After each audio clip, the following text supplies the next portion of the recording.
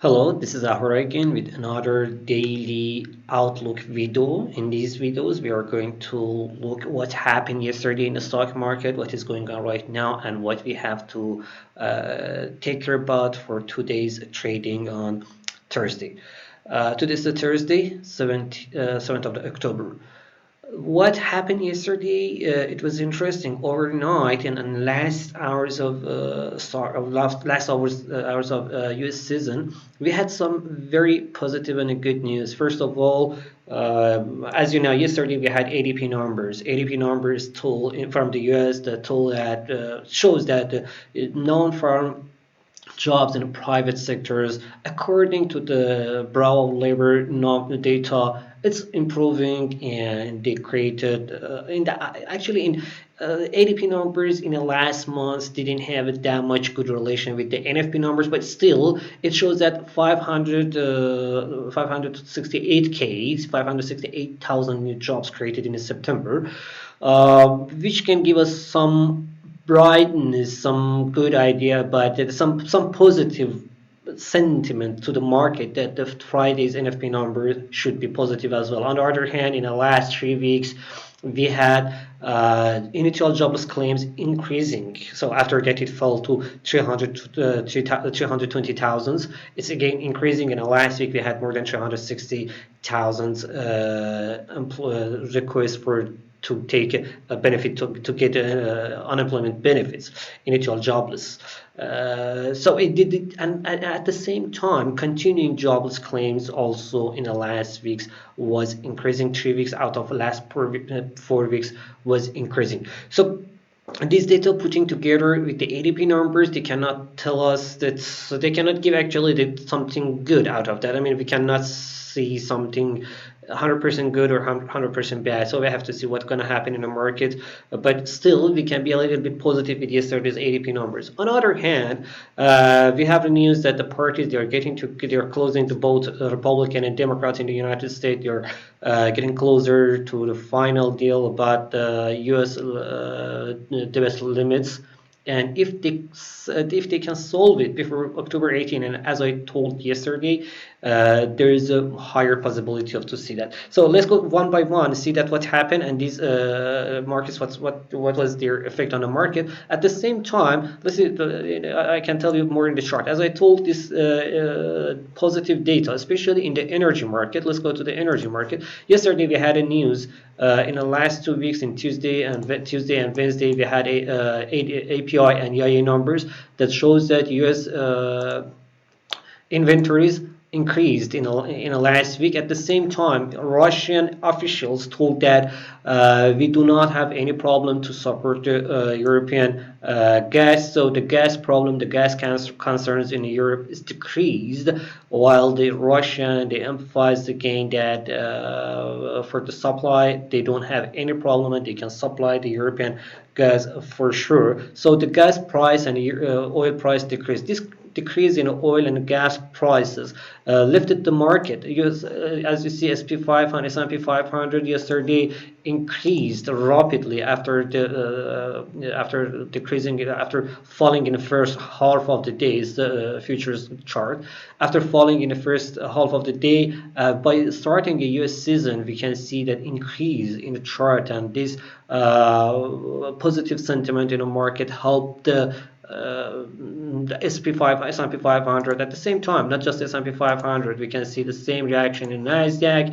We can see same reaction in Dow Jones. This positive sentiment in the market helped them to increase. However, this increase cannot be that much cannot go that much forward, as we know that it is limited by currently high inflation numbers. Why the high inflation and bond yields? The U.S. 10 years bond yields again is back to 1.54%, which is incredibly high for this time. Actually, it's incredibly high. So it tells us that even if ongoing energy concerns a little bit decrease, it doesn't mean that the market is totally fine with the situation and we can see the uptrend right from here. It can just tell us that the little bit situation a little bit changed, and the concerns about the energy concerns a little bit down, a little bit cooled. We have some like cool in the energy market, but it doesn't mean that we solve the situation, because still, as you see, that let's go to the oil. This is the WTI price, the U.S. oil price. U.S. oil price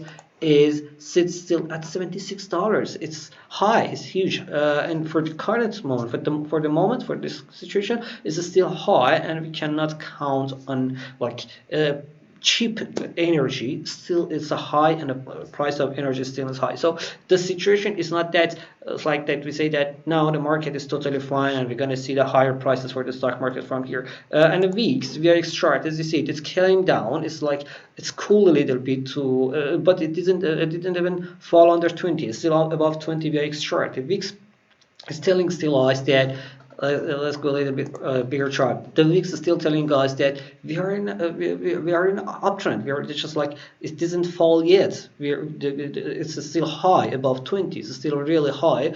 So to see the VIX under these levels, lower than these levels, we need more evidence in the market. We just the market participant, the investors, they have to see more evidence in the market. For now, for today, still market risk is high, especially ahead of today's employment and today and tomorrow's employment numbers.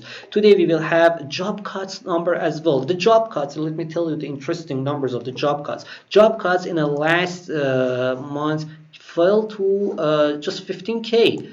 I mean, just it's much less than pre-pandemic. In the pre-pandemic job cuts, it was about 30, 40K. Now we have it like about the 15K in a month. So it means just 15K job cuts, telling us that kind of we cannot say the shortage in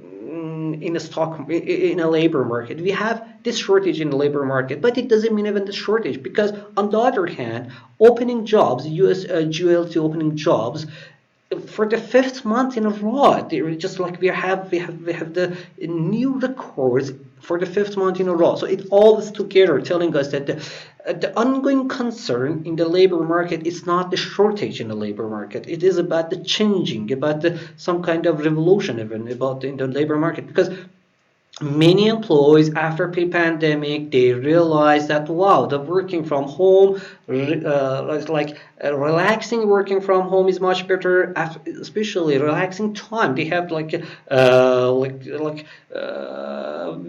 we are working from the home, you can manage your time based on your condition at the home, your feeling when you want to work, and you have more freedom. But when you have to go to the office every day, like 8, 9, or 10 a.m., just depending on the countries that you are, that when you're going to work every day early morning, you need to wake up early morning, go like 1 or 2 hours on going, or 1 and 2 hours, and your way back to home, you have to vest all your time. This vesting the time is not what the laborers want. It's not what the employees want. That's the change. Is one of the changes that happening. Also, these changes in the market brought some changes that they need in the professions. So this all is together created some special situation in the market. That's the reason. That's the reason that we can see that's what I'm saying, that the shortage in the labor market. It's one of the results of revolution in the labor market. I cannot tell. That's why I'm calling it the revolution in the labor market and not the shortage in the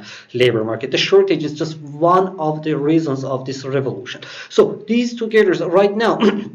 Since the thing is that while the VIX fell a little bit yesterday, I even thought if we can see SP 500 and others, they increased in the last days. Still in yesterday's trade actually, still we have the rates. We have U.S. bonds rates, US 10 years bond rates above 1.40. It's about 1.40% right now currently. Germans, this is increased by 8 basic point. 10 years bond increased by 15 basic point. Italian raised by 27, almost 28 basic points. These higher yields, telling us that still we need to worry about the inflation, still we have some concerns here in the market that we need to take care about them. So the situation is a little bit better, but it doesn't mean that it's that good that can send the stock markets higher than this current higher than these levels. Where the stock markets were, it's like, oh, SP 500. Let's go here. That it doesn't mean that SP 500 or other stock they can increase much more than these levels. At the same time, if you go to currencies, we can see that yesterday after that week's let me the US dollar index. Let me show you the US dollar index. After that week's decrease a little bit, the market situation, market condition is a little bit cooling. We can see the cool off in the market condition. US dollar also eased from its recent highs, and that helped the Euro USD to increase. So we can see the Euro USD here a little bit increased in the Euro USD chart. At the same thing, we can see the GBP USD a little bit eased because of so the GBP USD a little bit increased because of US dollar weakness. So this is what happened in the market. In the cryptocurrency market, 56, as we talked yesterday, that above 50, above the second resistance, above 553k, we can look at 56k. So almost we reached this 56k, a little bit under the 56k, like just like a few hours ago. From the technical view, Bitcoin is still in an uptrend. This is, let me make it bigger. Bitcoin is still in the uptrend and this is increasing. Same thing we can see in Ether. Same thing we can see for Ripple and for Ethereum. Both of them, they are increasing. Ethereum has a little bit better situation than the Ripple, but we have in the last hours we have some signals of. In the last hours, we have some signals of the weakness. We can see here the OBV trend line is a little bit we can see the ease in OBV. We can see like a weakness in OBV trend line. RSI also is falling from above 80, is under 70 right now. So we can see a little bit weakness in. In next hours we can see the weakness, but still it's an uptrend. And for Bitcoin to fall more, we need to we can say that our main support sits at 50k, and above 50k everything is about the uptrend for the Bitcoin. For the Ripple, it couldn't go far more than $1.10. Still the main support sits as $1.02 for now for the Ripple. And for the Ethereum, 3,360 is the main support, and above this support, about the 3,360, everything is about uptrend. Any downtrend you need to bridge under this level. So the situation is totally this, as we said, as explained earlier, because of the oil, because of the because of the concern, because of the kind of less concern in the energy market, the stock market is increased, but still we have many ongoing concerns on inflation situation and a labor market. Labor market still, as I told, ADP numbers yesterday doesn't tell anything that it's good, especially while in the past 3 weeks we had negative data on initial jobless claims, or initial jobless claims, and also continuing jobless claims. Totally for the jobless claims. Today jobless claims is very important. Even that, like, actually today's jobless claim doesn't change anything for tomorrow's NFP, because NFP is from like the middle of the last month till the middle of the first 2 weeks of this month. So this week's last week's data is not counting on the NFP numbers. So but however, in the past 3 weeks, which we had a negative data, for sure they have to affect the NFP numbers. That's why actually the expectation is so low. 460k, 68k expectation is not too much high. So this is totally the market situation, the market condition for today. Besides, let me check the economic calendar. So we can see that besides today's To China, as you know, the China is still holiday. The China is still closed, and besides the U.S. Labor data, we have some speeches from European Central Bank members and ECB publishing accounts. Yeah, ECB publishing account for monetary policy meeting will be very important for the euro traders, and PMI data from Canada. These are the numbers that we have to watch, but the market situation is totally this. So the environment total is fine, but it's not that positive that we can see the higher numbers, because still we have the concerns on the data on the labor and the labor market. So let's go and see what's going to happen for today. Tomorrow morning with more data and ahead of the NFP, I will be in your service. Goodbye and see you tomorrow.